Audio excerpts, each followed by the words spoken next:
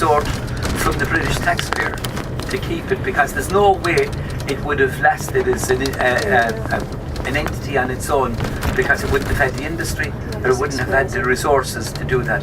So it has to be resourced from the British taxpayer. And people in these islands, whether it be Ireland or Britain, Scotland, Wales, England or Ireland, they never could afford housing, because the ordinary worker or unemployed people would never get a loan from the banks in times gone by, which probably wasn't a bad thing to buy houses. So everyone became dependent on the state, and through the state, the local authorities, the city councils, the county councils and the corporation, they depended on getting a house from those. So the state provided the money to build the houses, but unfortunately what the state did was that it allowed the local politicians the allocation to allocate the houses. It gave them permission. So the way the north of Ireland worked, because now Ireland is divided, you could only have a vote, and this is up until the 1970s. You only had a vote if you were a property owner or a key holder. So if you lived in a tenement building with 6 Catholic families and maybe 80 people lived within that building, you only had 1 vote for that building. Yeah. Now it was the same if you were a Protestant family in a tenement building. They only had 1 vote as well. But because the Protestants had more properties, they had more votes, so they elected their own Protestant local politicians. Now, if he or she wants to get re-elected, well, when the next tranche of social housing has been given out, you need to give that to Protestants, because Catholics are not going to vote for you. And that's what happened. So you had complete discrimination in the allocation of what was called social housing. And as I said, Catholics produce more children. So you could have a family of 7 Catholics, and you could have a family of 2 Protestants. And the 2 Protestants would get the house. Now the Catholic family were the more needy, not because they were Catholic, but the fact that they had more numbers. And that was the way social housing was designed. But the British took their eye off the ball. They gave it its own entity up here, and it was around the time the medium of television became a dominant force within a household. And again we go back to America, because now what you would have seen, those of you old enough to remember, and in your own cities and on your own television screens, were the black civil rights marchers. They were looking for their civil rights within the United States. This flashed all over the world on the television screens. I'll tell you about that in a moment. Have a look on the left hand side. This would be just an old laird's kind of a castle, a fortified tower house. Went through numerous stages. The corner, of course, while it looked to have a window on it, it was also a defensive side to it as well. As we go along further on the left hand side, you're going to see the ruin of another abbey. This abbey would be called Cross Ragul, and a body of a community of what was known as Clooney monks, not loony monks, Cloonies. Clooney means community of monks. Cloonies, they lived in here. Have a look at this again, everything is in ruin. Of course, this would have been kind of desecrated during the time of Reformation, but the last monk was allowed to die there before it was kind of desecrated. And the Bishop of the Paisley, there's a monastery in Paisley outside Glasgow, and the Earl of Carrick. Now you're into the region, for those of you that are interested in Donald Trump, you're interested into the region where he has a golf course. Yeah. But more important than Donald Trump's golf course is the most famous Scottish king of all. He came from this area, Carrick, and that was Robert the Bruce. Robert the Bruce. And the Earl of Carrick gave land and monies for an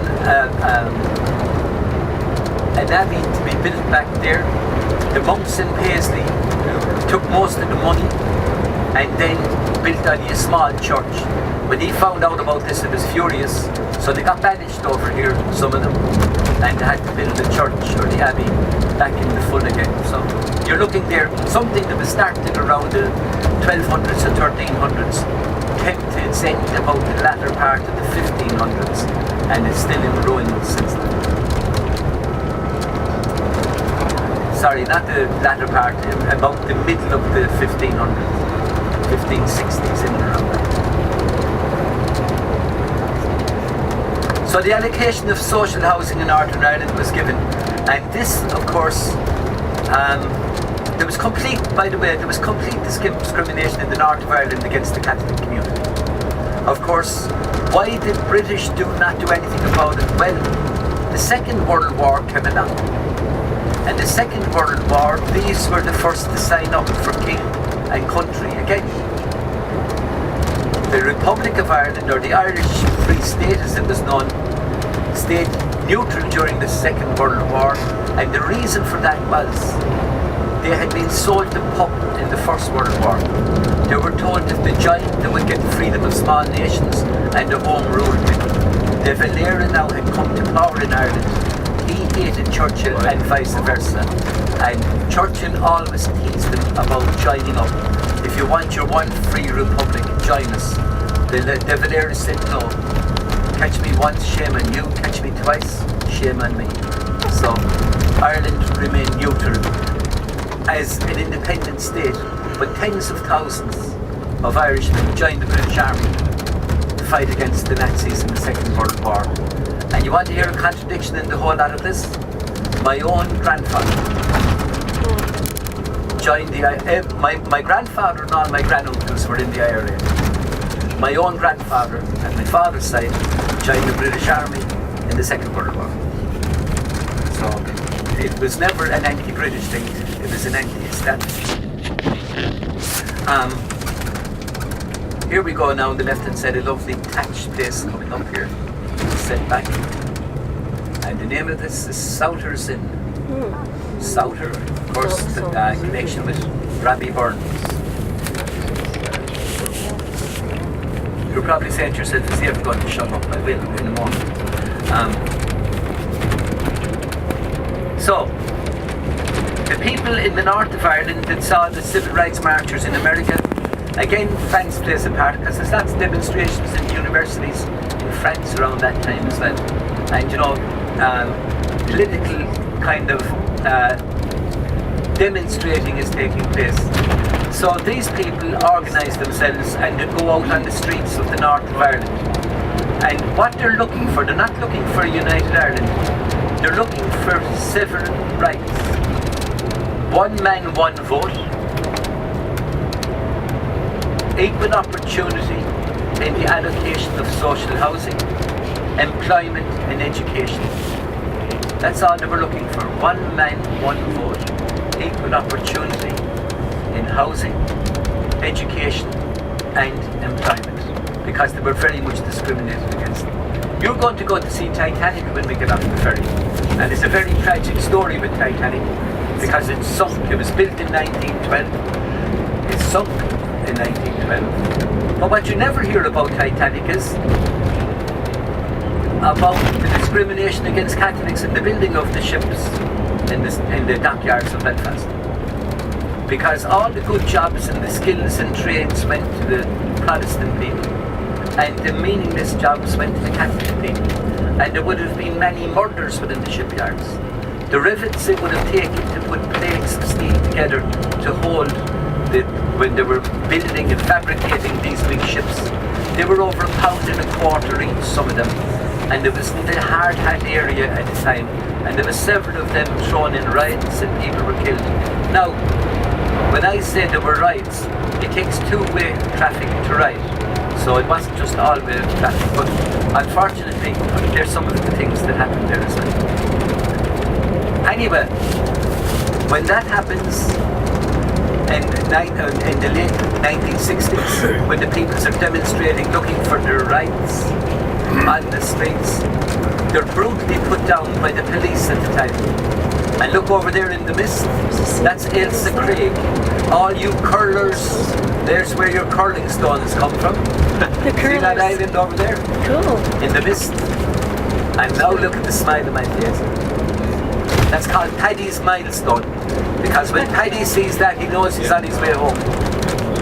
Isn't that right, Jim? So you say. Turnberry, over there to your right hand side is Donald Trump's golf course. See the red roof of it? That's the building. Turnberry. Turnberry. It held the British Open, I think, last year. That's it all over there.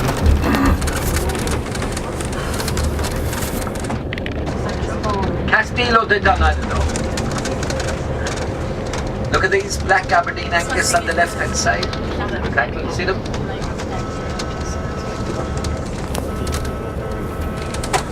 So complete discrimination in the allocation of all those things I mentioned, and the people go out onto the streets. The police put it down brutally. They're called the Royal Ulster Constabulary, and they have an auxiliary police force called the Peace Specialists, and they break up the demonstrators, and of course you have different paramilitary outfits in the north of Ireland.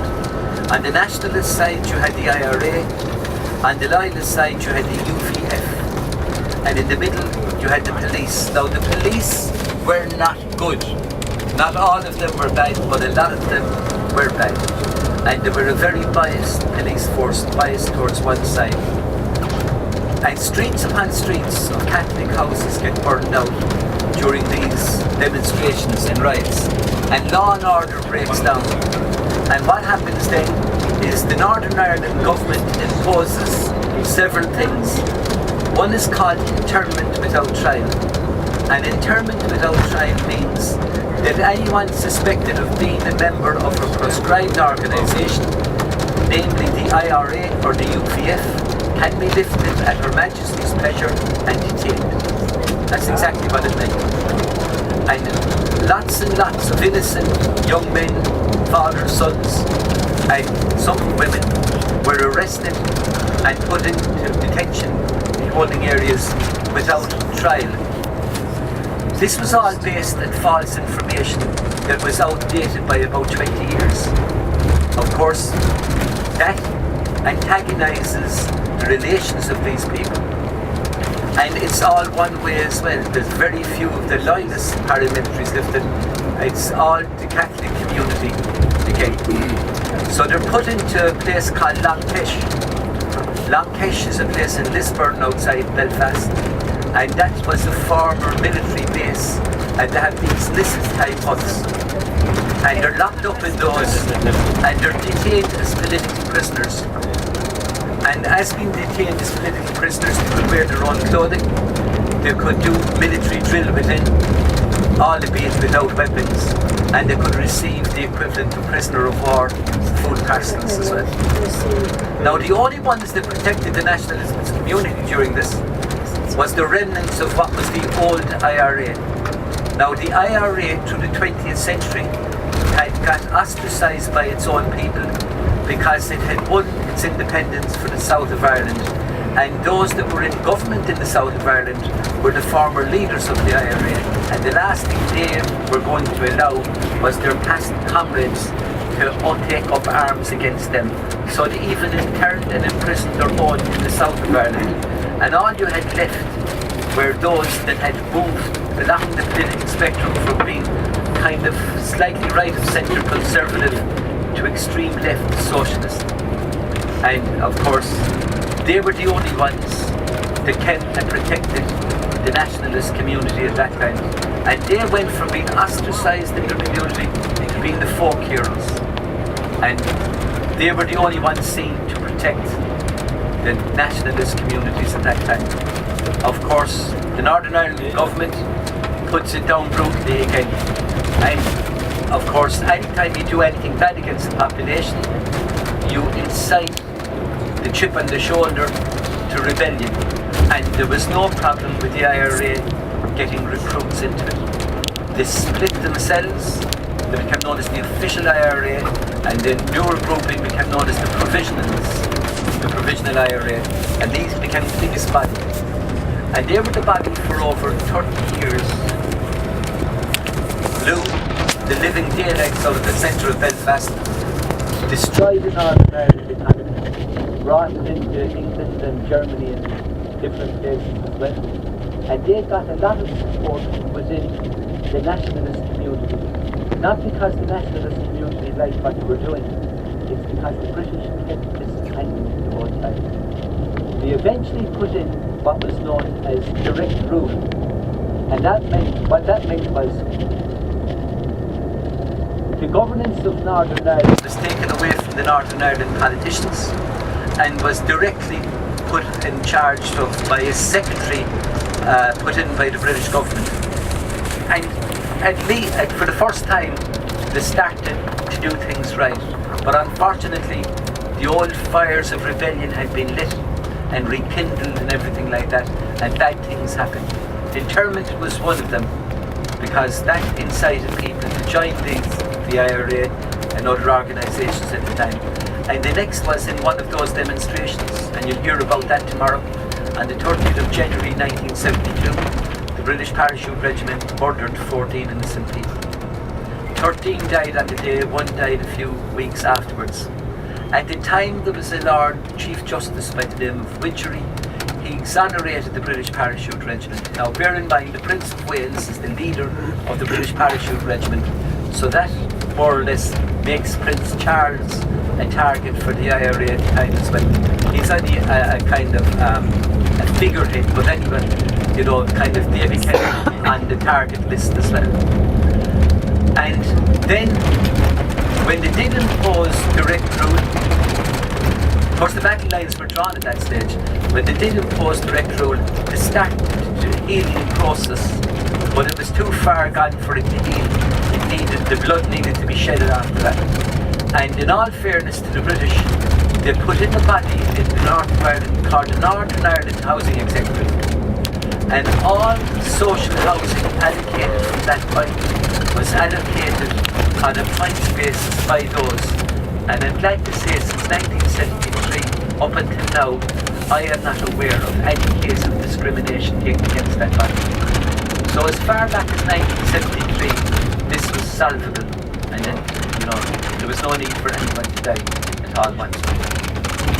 But I could tell you more and more and more, and I probably will, but the net result of it is over 3,600 people lost their lives on both nationalist, loyalist, British Army, police officers, innocent Catholics, innocent Protestants were murdered. Thousands of people have been left without homes, nervous breakdowns, alcoholism, drug addiction, all the stats you don't hear.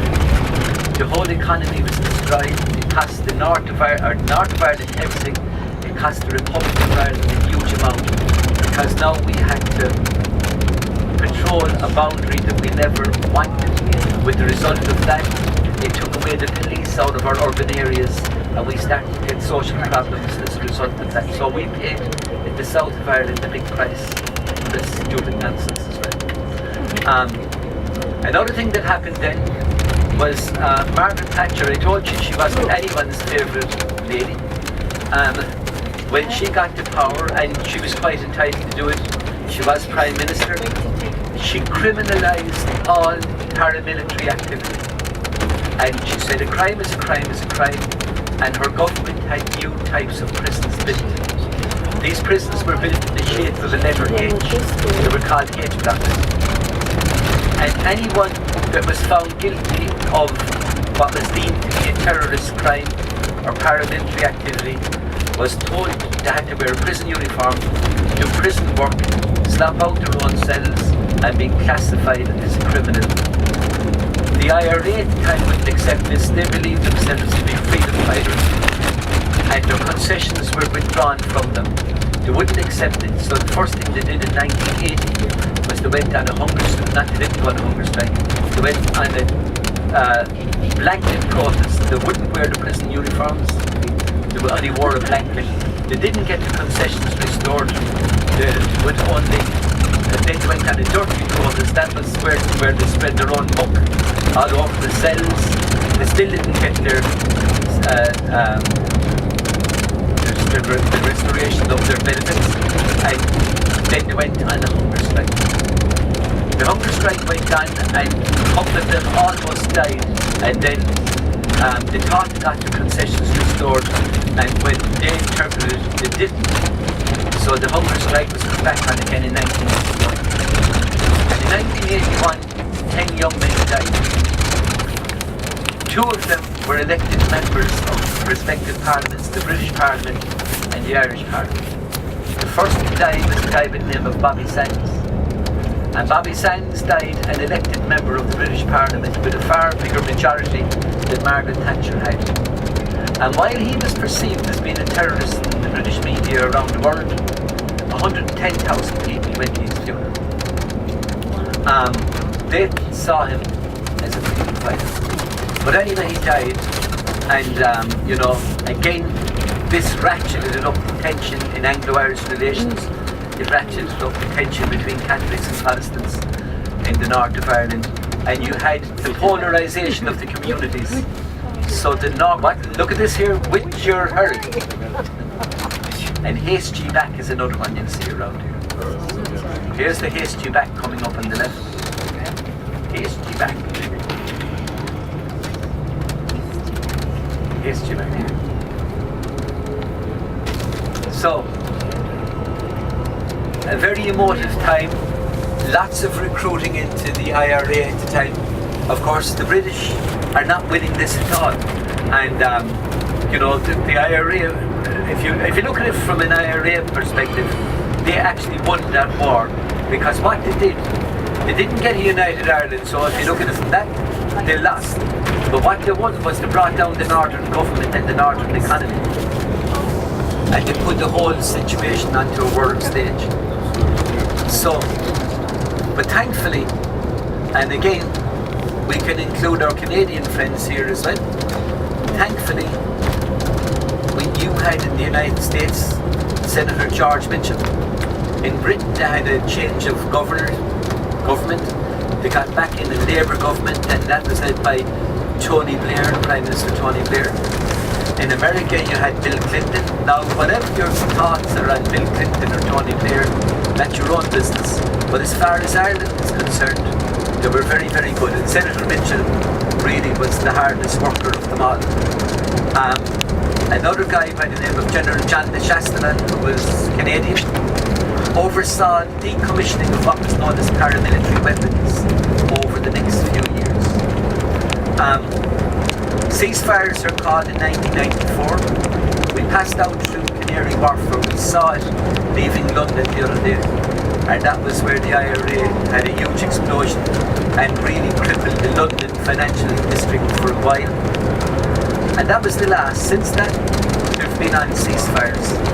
But ceasefires could only come about as a result of politics and not conflict. And also to have trust from one section of the community to the other, you had to have what was known as the decommissioning of paramilitary weapons. So it's stumbled and it's fallen and it's started. But I'm glad to say that on Good Friday 1998, there was an agreement reached.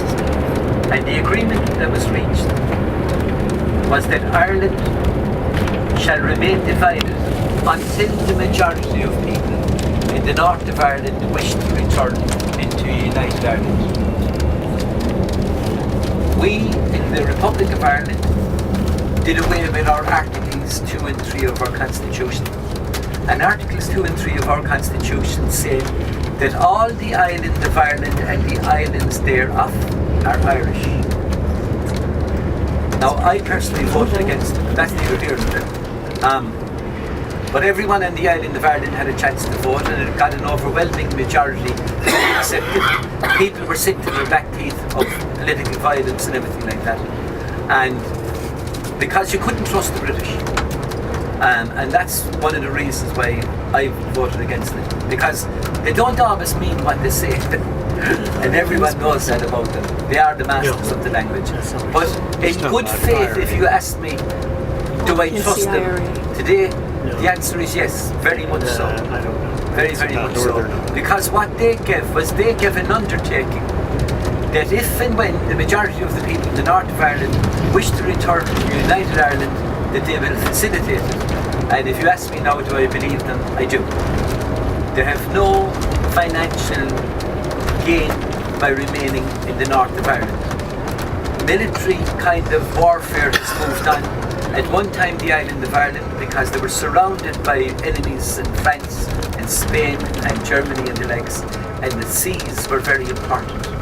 But nowadays, air superiority nearly takes precedence over everything. But I do trust them. And if you remember the other day I was telling you about, if you go into a town and you need food, bread and milk, you set up a relationship with that shopkeeper. Well, that's what has happened as a result of peace. Trust has come about. We were never as close together. In actual fact, the Irish, the English, the Scots and the Welsh are the same people, same family that have fallen out. And now there's a healing process. And things are good. Things are good. If you ask me in the morning who would be the closest person to me, even though my wife is American, I would say English people. Because there isn't a child in Ireland that doesn't support an English football team.